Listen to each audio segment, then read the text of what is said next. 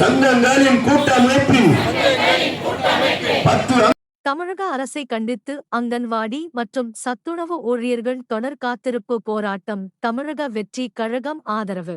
சத்துணவு மற்றும் அங்கன்வாடி பணியாளர்களுக்கு இளநிலை உதவியாளர் நிலையில் சம்பளம் வழங்க வேண்டும். சமையலர் மற்றும் உதவியாளர்களுக்கு அலுவலக உதவியாளர் நிலையில் சம்பளம் வழங்க வேண்டும்.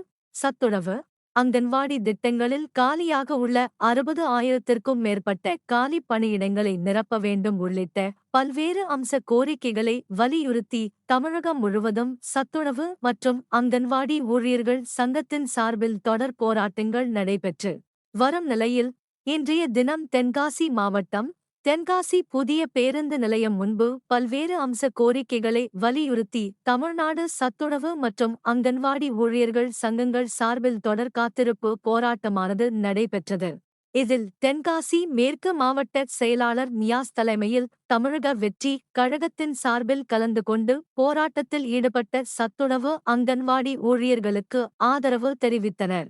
தென்காசி மாவட்டத்தில் உள்ள ஏராளமான அங்கன்வாடி மற்றும் சத்துணவு பணியாளர்கள் இந்த ஆர்ப்பாட்டத்தில் பங்கேற்று தமிழக அரசுக்கு எதிராக கண்டன கோஷங்களை எழுப்பி வரும் நிலையில் மேற்கண்ட கோரிக்கைகள் நிறைவேறும் வரை தென்காசி புதிய பேருந்து நிலையம் முன்பு தொடர் காத்திருப்பு போராட்டத்தில் ஈடுபட அங்கன்வாடி மற்றும் சத்துணவு ஊழியர்கள் சங்கத்தின் சார்பில் முடிவு செய்யப்பட்டுள்ளது குறிப்பிடத்தக்கது.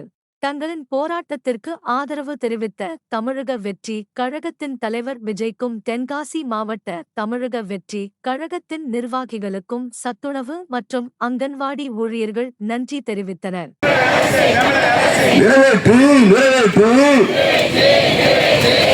அம்ச கோரிக்கைகளை உடனடியாக நிறைவேற்று. தமிழக அரசு அமல்படுத்து. உயர்நீதிமன்ற தீர்ப்பினை உடனடியாக அமல்படுத்து. தமிழக அரசு நியாயம் எங்கள் கோரிக்கை, வாழ்க்கைக்கான கோரிக்கை, நீண்ட கால கோரிக்கை தீவிரமாகும்.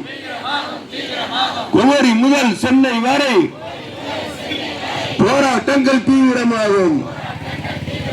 போராட்டங்கள் வேண்டாம் என்று